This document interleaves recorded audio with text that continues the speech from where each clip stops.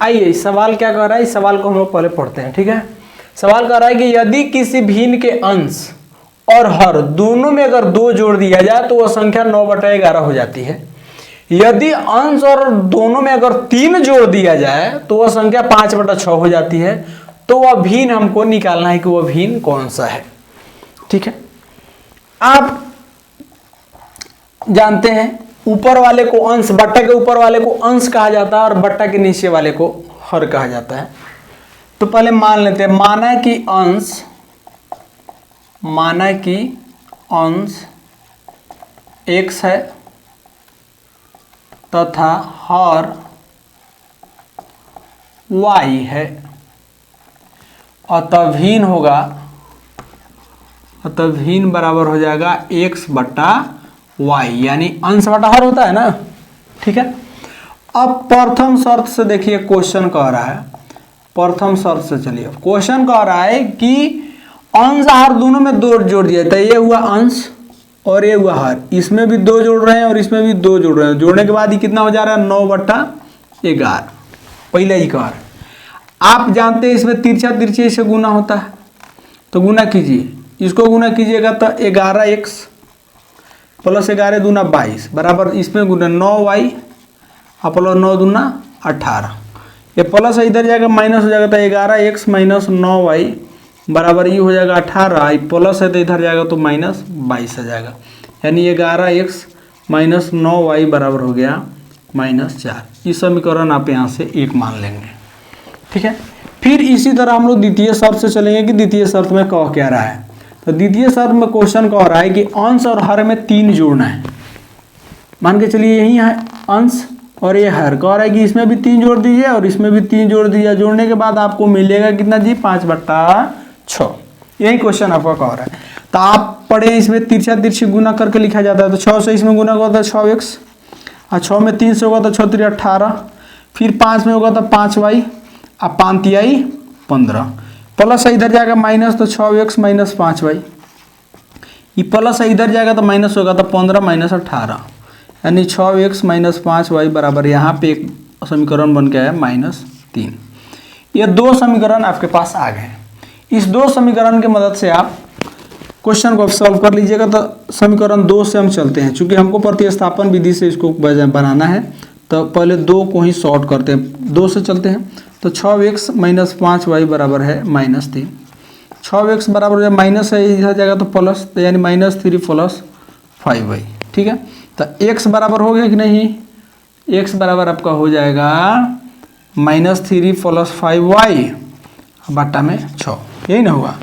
अब समीकरण, जिस समीकरण में आपको मन करे, समीकरण 1 में मन करे, समीकरण 2 में मन करे, हमारा मन कर रहा है कि x का मान हम समीकरण 1 में ही रख देते हैं। चलिए 1 में रखते हैं। समीकरण 1 में x का यह मान रखने पर, जब इसका मान रखेंगे तो क्या जी, समीकरण 2 क्या है, अच्छा 1 में रख रहे हैं, नहीं 2 में रखते हैं। समीकरण 2 में रखेंगे तो ये हो जाएगा 6xy - 5y बराबर -3, यही है ना। x का जगह पर हमको रखना है -3, 6 है, -3 + 5y, अब बट्टा कितना था जी 6, अब -5y बराबर -3, यही है ना। चूंकि ये तो x का जगह पर -3 + 5y बटा 6 रखे हैं, 6 इधर का इधर गुना में हो गया, -5y - 3 वही है ना, मान पुट हो गया। अब देखिए ये कट जाएगा ऊपर नीचे, तो इधर बन जाएगा -3 + 5y। अच्छा नहीं, जिस समीकरण से आप मान निकालें उस समीकरण में नहीं रख सकते, हम लोग समीकरण 1 में ही रख रहे थे। ठीक था, वो समीकरण 1 में रखिएगा तो 11x - 9y बराबर -4 आया। ठीक है, 11x के जगह पर आप रख दीजिए -3 + 5y बट्टा 6 -9y बराबर -4। ठीक है, वो हो जाता है कभी कभी मिस्टेक। अब इसको गुना कर दीजिए, तो 11 × 3 = 33 -33, 11 × 5 = 55 y बट्टा 6 और -9y बट्टा में 1 मान के चलिए, चूँकि बट्टा का जोड़ हम कर देते हैं, दोनों का बट्टा का जोड़ कीजिएगा तो 1 का 6 का लघुत्तम लीजिएगा तो 6 होगा, तो 6 से 1 मरतबे कटेगा तो ये हो जाएगा -33 + 55y। यहाँ पे कोई दिक्कत नहीं, माइनस के चिन्ह यहाँ माइनस दे दिए, 1 से 6 मरतबे तो 6 से 9 = 54y बराबर आ गया -4, यही ना हुआ। अब यहाँ फिर गुना तिरछा तिरछी, ये हो गया -33 प्लस 55y, 55y यहाँ से सॉल्व कीजिए। देखिए ये 55y में से 54y ऐसा लिख दीजिए पहले, 55y माइनस 54y बराबर होगा 6 चौका 24 माइनस 24, ये हुआ ना, बराबर -24, 6 चौका 24। अब देखिए 55 में से 54 घटेगा तो कितना हो जाएगा, y खाली बच जाएगा, y बराबर -24। चूँकि प्लस है इधर, माइनस इधर जाएगा तो प्लस में हो जाएगा, तो y बराबर हो जाएगा -24 और प्लस 33। इधर से y का वैल्यू आपको निकल के आएगा, 33 में से 24 को हटा दीजिएगा तो कितना हो जाएगा जी, 9, 14 9, 24 9 33, ठीक है। y का वैल्यू 9 निकल के आ गया। अब इस समीकरण किस में रखिएगा, समीकरण 1 में रखिए, समीकरण 1 में या 2 में, 2 में रखते हैं, समीकरण 2 में जिसमें मन करे x का y का यह मान रखने पर, y का यह मान रखने पर जब इसका मान रखिएगा तो ये हो जाएगा 6x माइनस 5y बराबर हो जाएगा -3।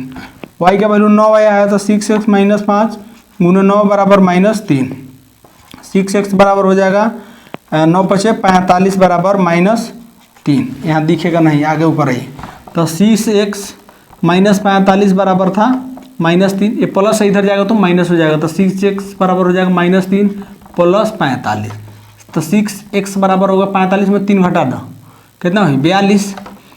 अब x का वैल्यू निकालना है तो गुना में इधर आएगा तो भागा में, तो 42/6 यानी 7 छक 42, यानी x का वैल्यू आ गया आपका 7। अब देखिए y का वैल्यू आपको कितना आया था जी, यहाँ पे 9 आया था, y बराबर 9, तो संख्या बराबर हो जाएगा, ये संख्या या भिन्न बराबर लिखिए, तो भिन्न बराबर हो जाएगा x/y, तो x कितना था जी 7, y कितना था 9, यही है भिन्न, ठीक है। ये आंसर आपका निकल गया। देखिए ये क्वेश्चन कह रहा है कि 5 वर्ष बाद जैकब की आयु उसके पुत्र के आयु से 3 गुनी हो जाएगी और 5 वर्ष पहले जैकब की आयु उसके पुत्र की आयु के 7 गुनी थी, तो उसकी वर्तमान आयु क्या है। देखिए आयु से रिलेटेड सवाल आप बनाए होंगे, नहीं बनाए हैं तो सीख लीजिए, बहुत आसान है। जब वर्तमान आयु से पहले का आयु अगर कोई पूछे तो उसमें से माइनस करना है, और वर्तमान आयु के बाद भविष्य वाला पूछे कि आज हमारी उम्र 20 साल है, अब 5 साल बाद कितना होगा, तो कहेंगे 25 साल।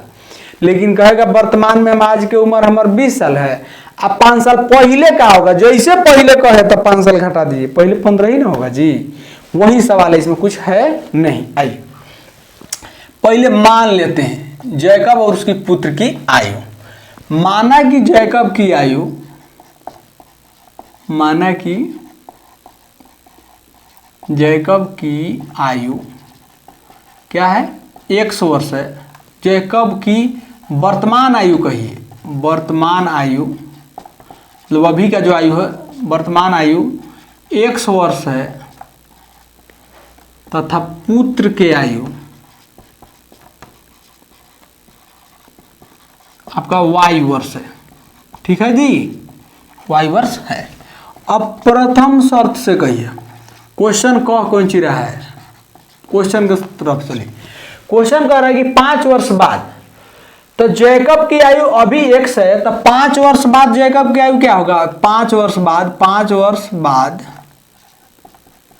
जैकब की आयु, जैकब की आयु, जैकब की आयु क्या हो जाएगा जी x + 5, तथा उसके पुत्र की आयु हो जाएगा y + 5। कहिए ये बात सही है कि नहीं। अभी उसका उम्र अगर 1 है तो आज से 5 साल बाद x + 5 होगा, ठीक उसी प्रकार उसका पुत्र का उम्र अभी अगर y है तो आज से 5 साल बाद क्या होगा, तो y + 5 होगा। अब कह रहा है कि जैकब के 5 वर्ष बाद की आयु, ई वाला आयु यानी x + 5, उसके पुत्र की आयु जो 5 साल बाद जो उसका पुत्र की आयु है y + 5 का 3 गुना हो जाएगी। 3 गुना हम कर दिए, अब इसको सॉल्व करते हैं। तो x + 5 बराबर इसको गुना कीजिए, 3 में y से गुना कीजिएगा तो 3y, अब 5 तिहाई 15, ये प्लस है तो इधर माइनस हो जाएगा, तो x - 3y, और चूँकि प्लस में 5 है इधर जाएगा तो माइनस होगा, यानी 15 - 5 तो ये एक समीकरण यहाँ से बना x माइनस 3y बराबर 10। समीकरण यहाँ एक बना। अब द्वितीय शर्त से चलिए, द्वितीय शर्त क्या कह रहा है, द्वितीय शर्त से चलिएगा तो द्वितीय शर्त आपसे कह रहा है कि 5 वर्ष पूर्व जैकब की आयु, तो हम मान लेते हैं कि 5 वर्ष पूर्व जैकब की आयु कितना होगा जी, आपको बताया कि x माइनस 5, 5 साल पहले की बात कर रहा है, तथा पुत्र का उसका आयु हो जाएगा, पुत्र का आयु y माइनस 5 होगा कि नहीं होगा, होगा क्योंकि 5 साल पहले का बात कर रहा है।